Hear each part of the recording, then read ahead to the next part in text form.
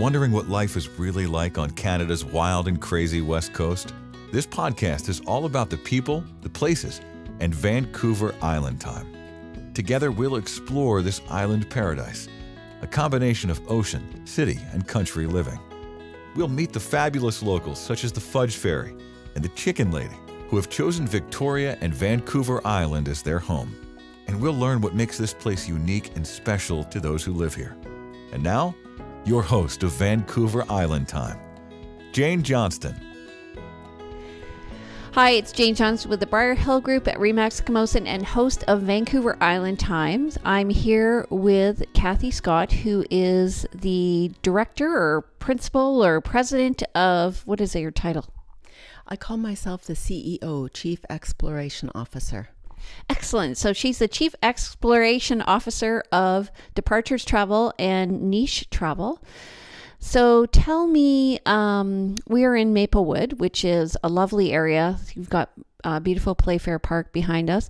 What made you choose to live here? And maybe you can sort of explain geographically where it is in the city and how you came to here. I think the best way to describe where we are is we're right in between, we're really close to the Quadra Mackenzie Junction, a little bit closer up toward Tattersall, and of course right beside Playfair Park. It's beautiful here. It's a great central location.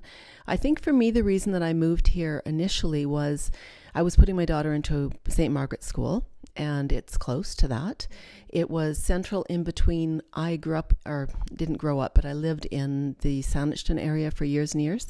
So when we decided to move to town, I wanted to be close to that, close to the airport because I'm in the business, and also close to everything else downtown. So what I find about living here is we're right smack in between everything. I always say we're 10 minutes to anywhere in Victoria, which I love.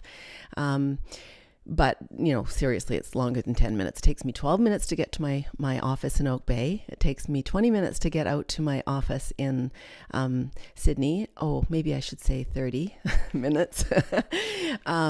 So everything's really close, which I really love. And also just if I'm heading up island, we're already on the junction. We don't have to go through the city. So I really like it. It's great. How long have you been here? About 13 years. Do you find the demographics have changed? Because I found since I got into real estate that a lot of people who are looking for this area are going to UVic. Yeah. Or they have kids in the schools. Yeah, I would say so. I mean, when I first moved into this neighborhood, all of my neighbors were predominantly retired older people. And when I look out the window right now, there's young families, and there's a lot of them here. So I think there's a lot of good schools right in the neighborhood. UVic is really close. It's one bus ride away. It's if you're going to, we've got a lot of foreign students in the area that come and stay. So they're really close to all the schools. So very well located. Yeah, and they also changed the zoning to allow for suites. So I think that's allowed for a lot of development in the area, hence more students, don't you think? I think probably. I do see a lot more of that now. And so what schools are in the area? Do you know? There is, St. Margaret's, of course. There is Reynolds School, St. Andrew's School, that one. There is Cedar Hill School. So there's quite a few right in the neighborhood. And Brayfoot Elementary. Brayfoot Elementary as well, yeah. So I initially got introduced to this area when I was coaching baseball, and I find a lot of kids play at Brayfoot Elementary. There's also the high school right around the corner from there, which is known for its band program. What about in terms of things to do other than school, like recreationally around here? There's the Galloping Goose Trail and Lochside Trail. We're right on the Goose. I go one block down the street, and right at the bottom there's the Goose, so it's fantastic. And it's about a 15 to 20 minute bike ride into town along the Goose, so no need to go on the busy streets. And the other direction, you're straight out to Sydney, and it takes from here about 55 minutes on the bike straight to Sydney. So it's lovely to go out to the Thursday night markets out there. I could ride my bike to work if I wanted. So the Galloping Goose Trail is a trail that goes from downtown Victoria. It's an old railway line that goes out to Souk. So you can literally, it's probably like 35 to 50 kilometers, I think. I think it's longer than that because it goes right out to Souk as well. So it starts at the ferry basically and goes all the way out to Souk. So probably 60 kilometers. Oh, you mean from, yeah. Yeah, the one just to from here to Sydney, I don't know 20, something like that. Okay. In terms of eating, there's the keg nearby, which is popular. Where else do you like to eat in the area? Well, again, we're so central, it's not difficult to get anywhere. I pop down to Uptown quite a bit. There's, Brown Social House. There's some great little takeaways out there, great Indian place. Been for. So that's really close. The keg's great. I can walk. It takes me a couple of minutes so I can stagger. And there's a great little Korean place. There's great restaurants right here. And we're really close to Royal Oak. So it's actually walkable to go to Royal Oak and go to Fireside Grill, Med Grill, any of those if you want to do a nice half-hour walk in the evening.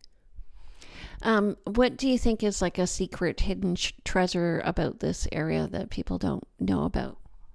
Well, you alluded to it earlier, Playfair Park. I mean, it's a beautiful 10-acre park filled with giant old rhododendrons. You can walk under them blooming over top of you in the spring. So it's pretty nice. It's an off-leash dog park. So I see 2 to 3 times a day there's people that come and they've got to be great friends. They bring their dogs. I have dog envy, so I get to go watch the dogs there, which is really nice. I don't have a dog at the moment, but yeah, it's a beautiful park and it's got great swing sets. It's just lovely. If somebody were trying to decide to move to Victoria as compared to any other city in Canada, like let's say Vancouver, what would you say to them? Why move to Victoria? Well, I was born here, so I guess I'm a little bit prejudiced, but I would say Victoria, it's just lifestyle. We have it here. We have everything that Vancouver has to offer, but our pace of life can be slower if you want. It can be a rat race if you want that too. But, you look at just the traffic alone. It's, as I say, 10 minutes to anywhere. It's pretty remarkable to be able to do that. And even in the worst rush hour traffic, if I decide to head out right during rush hour traffic up Island, it's still not bad. I mean, it takes an extra half hour, but it's not like you're going to sit in traffic for 2 hours. What I like about it, what about the weather? What do you find about the weather? Well, we have this little secret microcosm here. And even within Victoria, we have little microcosms. So it can be beautiful and sunny here and raining out the peninsula and vice versa. But we get a lot less rain, a lot less fog, a lot more sun than anywhere else, I think, in BC. So one of the things about what you do is travel, and you travel a lot. So how does, when you're talking about lifestyle in Victoria, how does it compare to other famous cities or like any waterfront cities? I think we're world class. I mean, I say that every time I go away. I love to travel, obviously. That's why I'm in the business. And I've been to some pretty spectacular destinations, but every time I get off the plane when I get home, I think how lucky and blessed I am to live here. We have an absolutely world-class city, and all of our amenities, everything that we have here, it's not comparable to anywhere else. I really notice that when we have events like we did this past weekend, Canada Day celebrations, and everybody's downtown, I find it a very safe place to live. It is. It's very safe. I mean, we have some of the small crime that you see anywhere in some of the larger centers, but on such a smaller scale. And yeah, I feel safe walking downtown at night. I walk around my neighborhood. It's fine. So one of the things I notice whenever I get off the plane is the smell of the air. Do you? I love it. Just love it. Yes. I walk off and it's the first thing I notice. It's fresh, it's clean, and it's home. Yeah. Okay. So what about other areas of the city that you lived in? Tell me about Saanich. Saanich is actually where all of my family is from. We're 5th generation here. Well, my kids are. I love Saanich. It's great, and I highly recommend it. For me, it's better to live in town because I'm in central between my 2 businesses. I also really like to be able to hit the restaurants and just walk downtown if I feel like it. It's about an hour from here to walk right downtown. But Saanich is a beautiful countryside destination. We had acreage out there, which I loved. So it's nice if you're into horses and any of that sort of thing. It's beautiful. It's kind of like a little hamlet within a rural area. Wouldn't you describe it that way? It is. There's a lot of great amenities. And again, restaurants, it's, Saanich and Brentwood are side by side. So you feel like it's all sort of one. But yeah, it's a great little destination. And I think it's probably a little more affordable than living right downtown as well. So if you don't need to live close in, I think what I noticed in the last few years that I did live there was a lot of families, larger families moving into the area and buying larger homes out there. And I think for a family lifestyle, you can't beat it. Yeah, and I like the fact that actually even living in Victoria proper, it only takes 15 minutes to go to a rural area, but Saanich is actually completely surrounded by the farmland. I have some clients who are looking up there, but I find just Central Saanich is quite expensive because it's flat and arable land, but the housing in these little hamlets is still affordable. So if you were to move to another area of the city after here, where would you pick? Ooh, that's tough. I love all of the waterfront, but for me personally, I like being inland a bit more because I'm a gardener. I would say probably maybe Oak Bay. I really do like Oak Bay. I mean, I say that partly because I work there. So that's maybe it. I also really like the Fernwood and Fernwood area. So it's kind of a bit funky, whereas Oak Bay is more traditional. Yes, I like the funkiness. I like the funkiness of the houses. I do love the big old heritage homes in Oak Bay. I think they're just beautiful. Probably too big for me, but beautiful homes. Well, you have a beautiful home here with your character code ceilings, I find, and your wood trim and everything. It looks great. Okay, so let's just go back a bit to the gardening. What do you find? Like, what are the seasons for gardening? Because to me, they're completely opposite of what they were from where I came from in Toronto. So, yeah, I guess. I actually garden year round. I mean, I don't do a lot in the winter time, but there are things you can do. I have a greenhouse, so I extend my season quite far. But I mean, kale, those sorts of things. I mean, pick them year round in the garden. So we're pretty fortunate with that here. So I always like to send pictures back east of me mowing the lawn in November. And that's just mean. That's just mean. And the flower count in the spring. That's a fun one too. So spring here is when for gardeners? I would say for me it starts around February.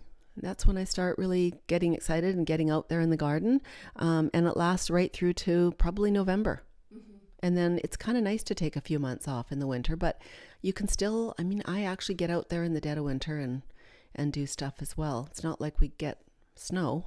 Yeah. So what does the dead of winter mean here for people who aren't from here? Well, we get pretty excited when we see snow on the ground because it's very rare. And if it stays for a day or two, that's even more rare. So, once or twice a year, we get a bit of snow and, it can get cold. So and I like that. The clear cold is really nice. The downside to here is it can be a little bit damp in the winter because we get a little more rain than you would do. I used to live in Nelson area, so we definitely get more rain than that. But the upside is no shoveling. No spring thaw. What I find too is we really do have 4 seasons, and the summers are like completely clear and, well, they're windy maybe, but there's no rain. Yeah, for sure. So we're used to having brown grass is what I'm saying in the summer, because a lot of people don't even irrigate because we're on an island with the water restrictions, right? Do you irrigate? I irrigate just my vegetable and flower beds, but I don't my lawns. They get a bit of overspray, but no, I don't. I think you just have to learn to love brown lawns. It's environmentally friendly that way.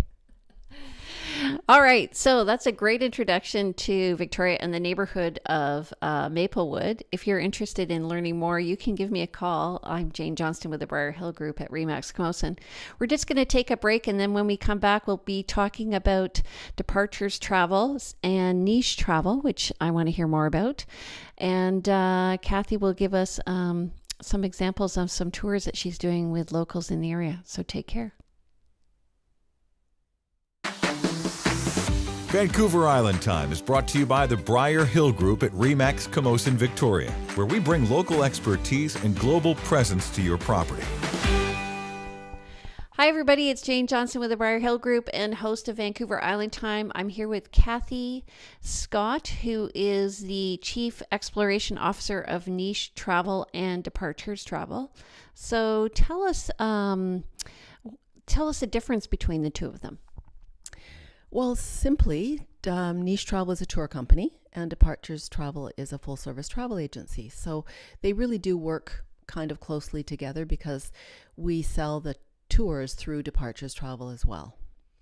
Okay, so what does a tour company? So I'm not in the business. So tell me, what does a tour company do?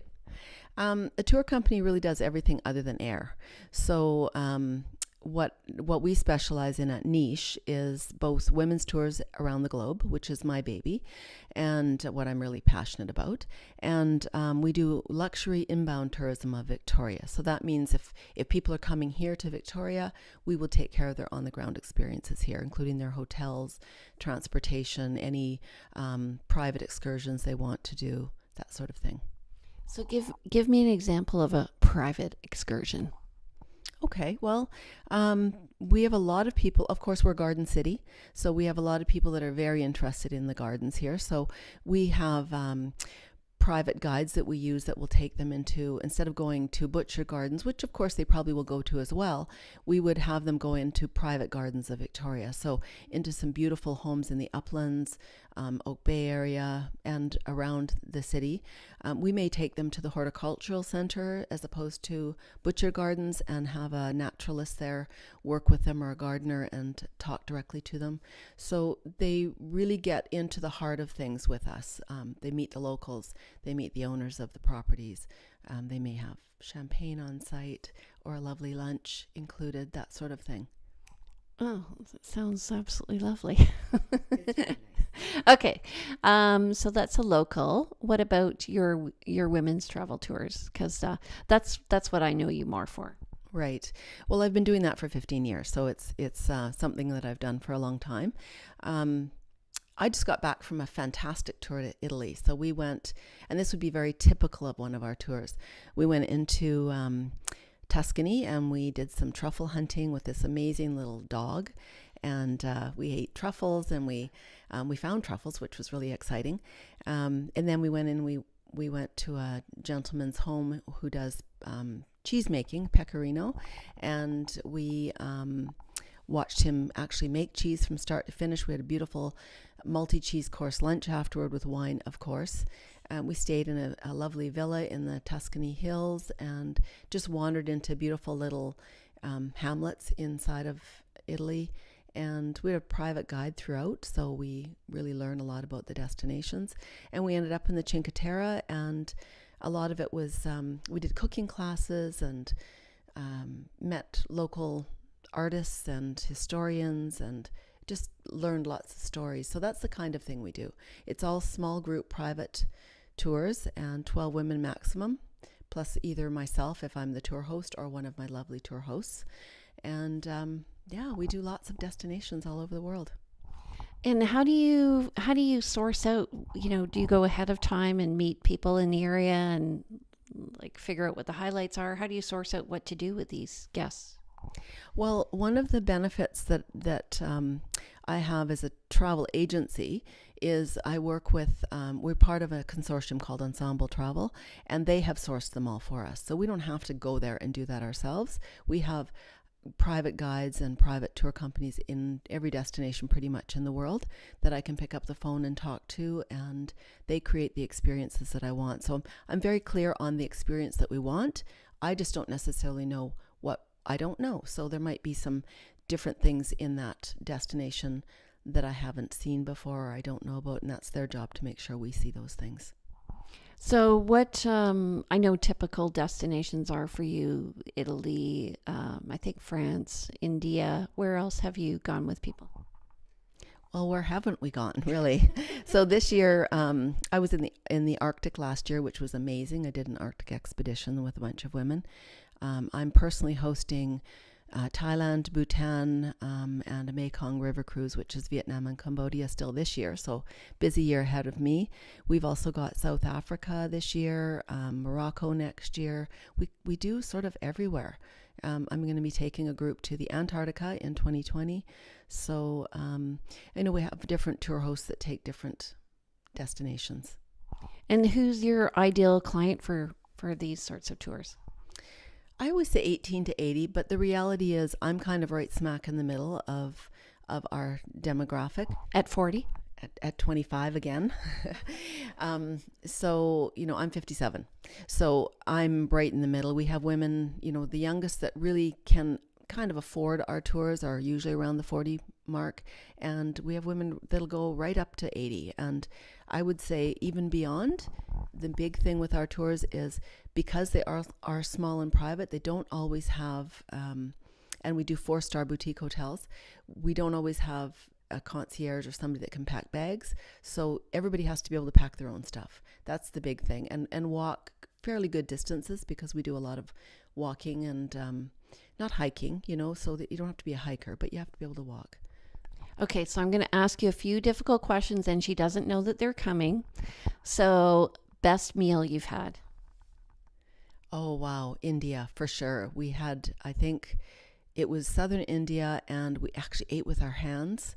And it was just a big tray of the most amazing stuff I've ever had. I can't even tell you what it was because it was all in a language I don't speak, but it was absolutely phenomenal. And we ate with our hands, and it was just amazing. Best view ever? I think probably the plains of Bagan in Myanmar. Absolutely stunning. We went on the top of old temples and we looked out, and it was just absolutely stunning.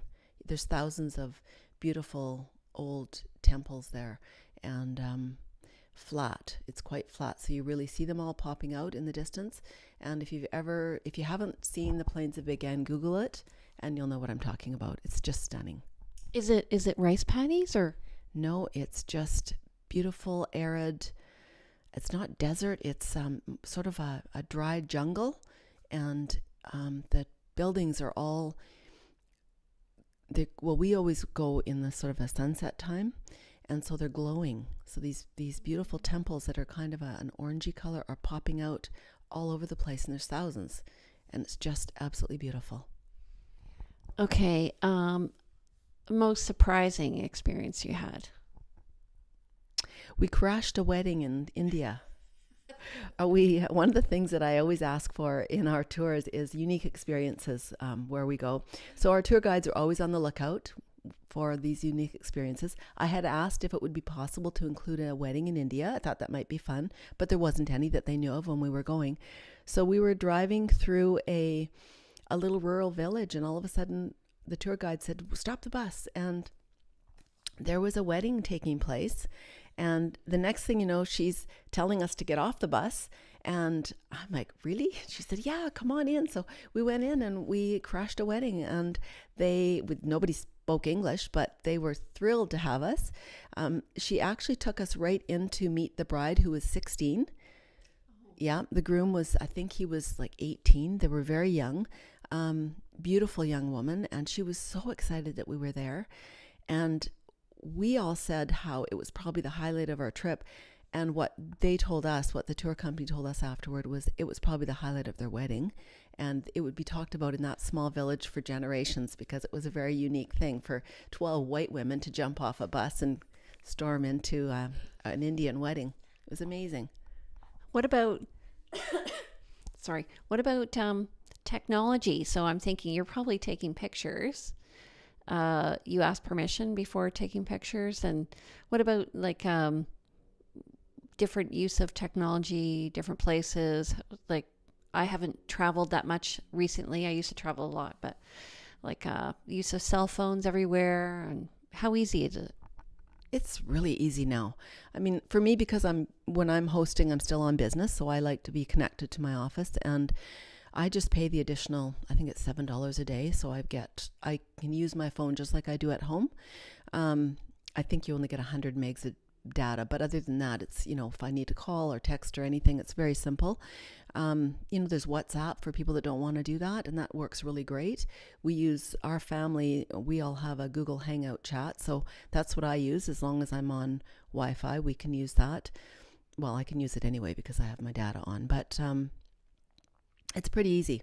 And this last trip, I actually resorted to using Google Translate, which was amazing because at one point I actually had an emergency with one of my guests, and I ended up having to take her to the hospital. And so I was able to communicate with the completely non-English speaking cab driver using Google Translate. I asked him a question. He answered me. It was wonderful. That is so cool. It's so cool. Yeah. It's kind of like Star Trek, hey? I love Star Trek. Yeah. Geeks unite. Okay. Most interesting person you've taken on a trip? My mother. Really? And why? She surprised me. I expected, my mom's very gregarious and outgoing, but, within her social circle and with me, of course. What I didn't expect was for her to be that way with complete strangers. And it's great fun. I love taking my mom, and she's perfect demographic for our tours. So, yeah. Friends you've made in other countries? We often get to be really good friends with our tour guides. Our last tour to Italy, we met Cinzia, and she is just phenomenal. She definitely will be coming to Canada someday, and she will come and stay with me if she comes. I met a lovely tour guide in India that we still keep in touch with. We do meet a lot of people through that. So if you were to go back and visit, favorite country or maybe top 3 countries? Well, India's my top. I don't know why. It just draws me back. I've been multiple times because it is my favorite country. And I always say the last place I've been, because it always, it's fresh and you're excited about it. But I have to say Italy really, really was a real highlight for me. It was a bit of a departure in the sense that I normally do a little busier tours. So this was a little more stay put in each destination. So it was a little more relaxed than a normal, one of my normal tours. But it was just also, I think, so pristinely beautiful, much like home, which I really enjoyed. And then other than that, I think South Africa was a real highlight for me. We did a safari, which was spectacular. We saw all of the big 5. And then you go down through the winelands and the garden route. And so such diverse topography, and the people were so lovely. It was a beautiful tour. Do you do anything in Canada? Interesting enough, we do a little bit. But the problem we have with Canada is more expensive than going somewhere else. So our hotels, if you look at the cost of hotels in Canada, comparatively, say, to go to Southeast Asia, they're probably triple the cost. So for us to run a Canadian tour costs more than for us to take somebody to somewhere like Southeast Asia. Well, maybe like a place like Newfoundland might be a good place. It wouldn't be that expensive, is it? It is in the season we would go in. Yeah, it is. So, absolutely, we've done them and they've been good. We don't do them a lot. And I think the other thing is most of the women that come on our tours are looking for something really adventurous. And so they're looking to go somewhere they wouldn't do on their own, which is why I think the tours that we do that are the more adventurous destinations do so well. And you said you have tour guides, or not tour guides, you have hosts. How do you pick those hosts? Mostly my personal connections. I get to know people really well. Sometimes it's people that have done a lot of tours with us, but mostly it's my personal connections, and quite a few are people that are in the industry. So my staff, Colleen Johnson, of course, has worked with me in the women's tours for all 15 years that I've been doing it. And so she hosts from time to time. And others that are in the business. But the big thing with the tour hosts is they have to have the right personality, they have to be well-traveled, and to be able to think fast on their feet if there were an emergency. There's rarely anything, but there has been a couple, so it's good to have somebody there. Well, I can attest to the one tour I did with you, which was a kayaking tour, and we had a red seal chef, and they put me in a single kayak, which I had not actually paddled for years. So that was interesting. And we had beautiful dinner, and I remember the sunset and people going out on a paddle board, somebody doing a headstand. So it was really, really, really, really nice. So thank you for that. Well, thank you. It's a lot of fun. I like that one too. All right. So how do people get in touch with you? They can go to the website, nichetravel.ca or departurestravel.com. They can phone me, 250-480-0008 is the niche line. That's probably the easiest to remember. Or email me at Cathy@nichetravel.ca or Cathy@departurestravel.com. So if you have any questions and you want more information about exemplary travel with Cathy Scott, please give her a call. Once again, 250-480-0008. And I want to hear about all your adventures, and I want those people to come back and be interviewed with me, please. Sounds good. All right. Take care. Have a great day, and welcome to the neighborhood of Maplewood. I'm Jane Johnston with the Briar Hill Group at Remax Camosun and host of Vancouver Island Time. Bye. Welcome to the neighborhood. We hope you have had some insight into West Coast living. If you know of someone or someplace that should be highlighted in our podcast, we'd love to hear from you. Please go to VancouverIslandTime.com and click on our Connect button. See you next week on Vancouver Island Time with Jane Johnston.